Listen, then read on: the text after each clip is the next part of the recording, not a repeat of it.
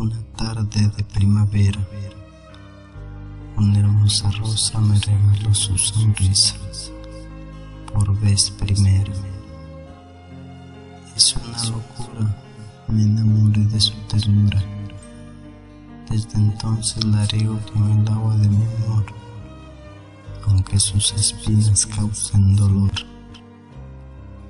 De sus pétalos respiro el olor de soñador. Un pintor pintaría una obra de arte con tu belleza, princesa. Un artista te cantaría una bella melodía. Yo solo soy un loco que disfruta sin poesía cada día.